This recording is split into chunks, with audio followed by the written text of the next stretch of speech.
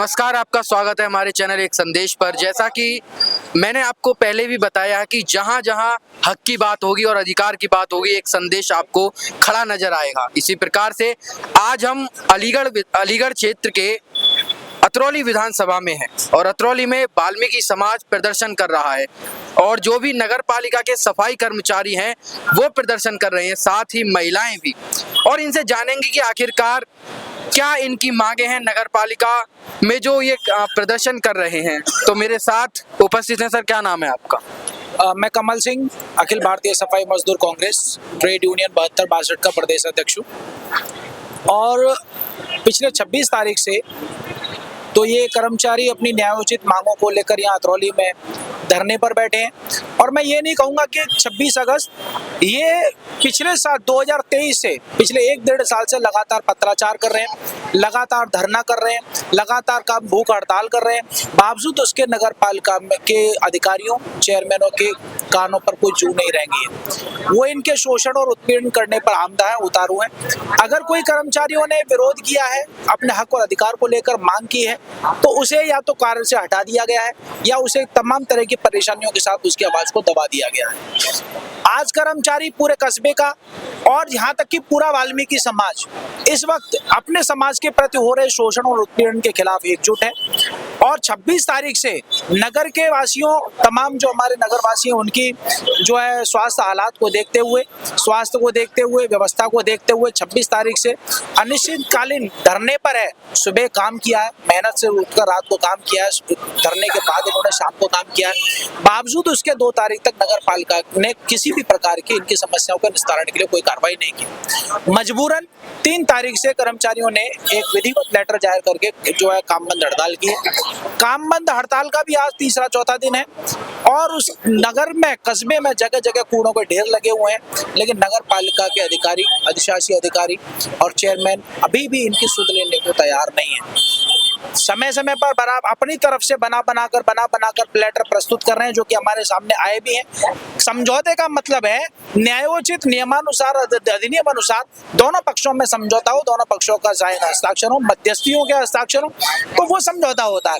आप लेटर बनाकर इनको थोप रहे हैं, ये कौन सी बात है आपकी? आप बैठिए, वार्ता करिए। जब भी आते हैं, खाली आते हैं, हम उनको शासन को भेजेंगे, उसको मार्गदर्शन को भेजेंगे।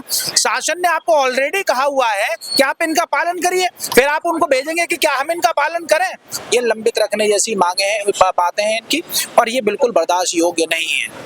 ये कर्मचारी इतने लंबे समय से धरने पर है और अगर ये धरना इस तरह से चलता रहा, मजबूरन हमें जो है ये जिला स्तर पर या प्रदेश स्तर पर इसकी आवाज को जो उठाना पड़ेगा।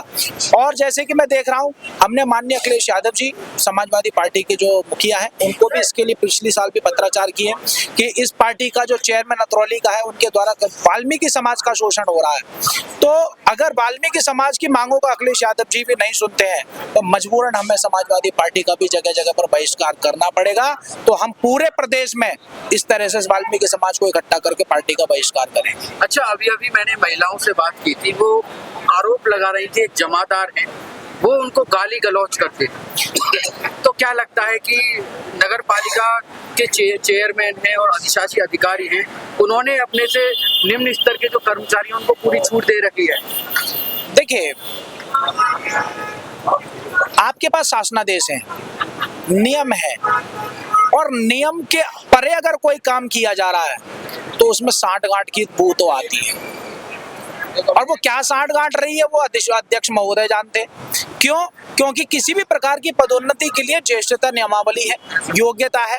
आप उनको दरकिनार करके कल के लगे हुए व्यक्तियों को अगर सुपरवाइजर बना रहे हैं, तो इसका मतलब तो ये है कि आपने कानून को आप अगर दरकिनार कर रहे हैं तो कुछ ना कुछ आपकी साठ-गांठ है। और ऐसे व्यक्ति को आप अपॉइंट कर रहे हैं जो आपका बिल्कुल मुरीद है और आप उनके मुरीद हो, उसकी महिलाएं लगातार शिकायतें कर रही हैं, उसको आप नहीं हटा रहे हो, तो उसमें आपका लालच क्या है? कि आपका वो बेटा है, आपका रिश्तेदार है, क्या है?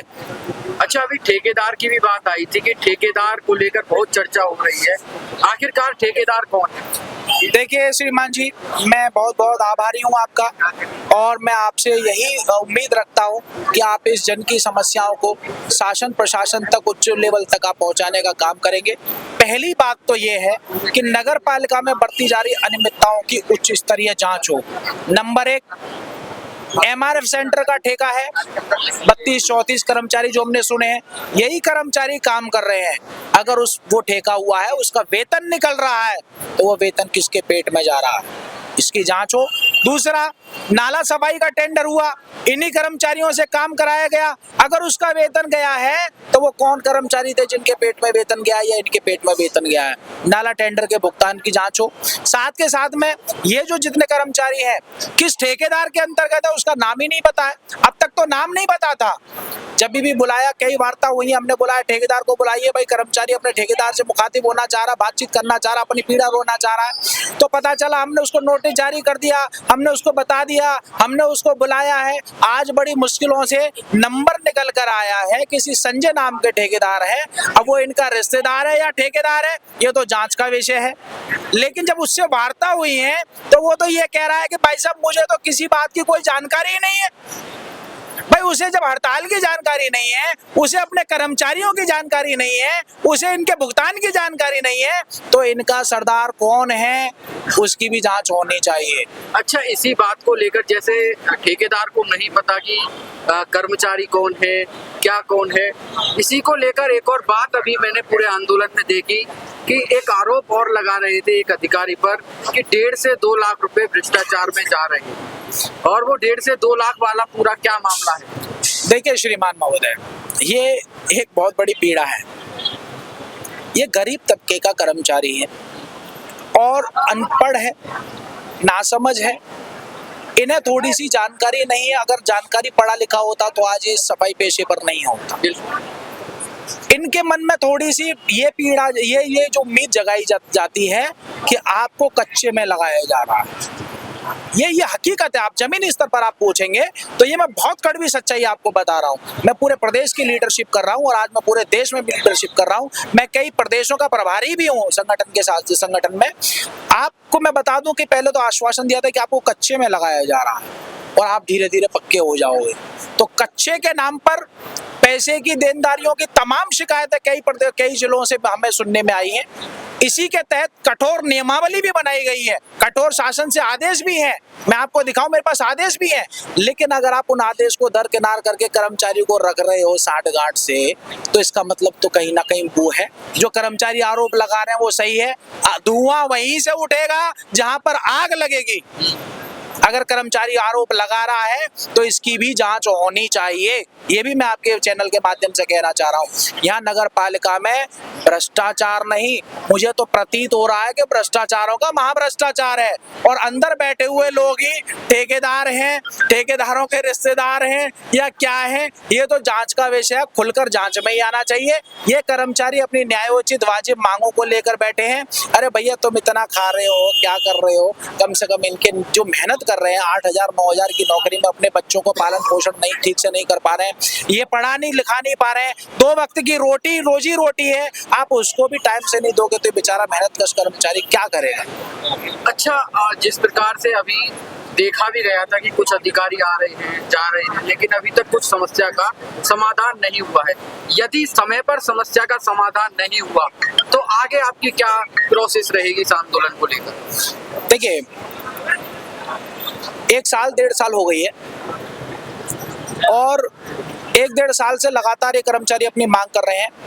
इन्होंने आज तक 13 में से 1.5 साल में एक बिंदु पर भी कोई समस्या का हल नहीं किया।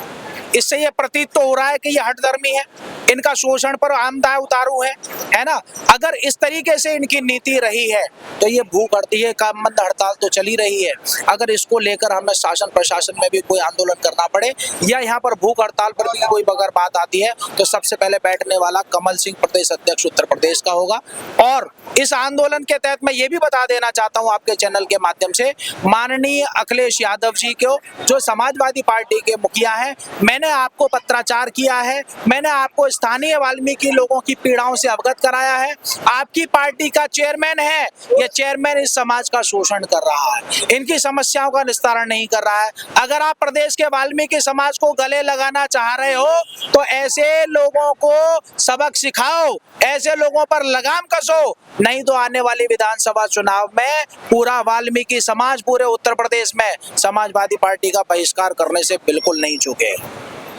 तो देखिए, ये थे हमारे साथ कमल सिंह जी, जो कि प्रदेश अध्यक्ष हैं। और आप मेरे चारों ओर देख रहे हैं किस प्रकार से पूरा वाल्मीकि समाज अपने अधिकारों के लिए और साथ ही जो नगर पालिका में भ्रष्टाचार फैला हुआ है उसके खिलाफ किस प्रकार से पूरा वाल्मीकि समाज, साथ ही सफाई कर्मचारी लड़ रहे हैं और यहाँ पर अड़े हुए हैं और साथ ही भूख हड़ताल की चेतावनी दे रहे हैं, क्योंकि यदि समय पर समस्या का समाधान नहीं हुआ तो ये लोग भूख हड़ताल भी करेंगे। तो इसी प्रकार से बने रहिएगा मेरे साथ। मैं राहुल लोधी आपसे विदा लेता हूँ। जय हिंद।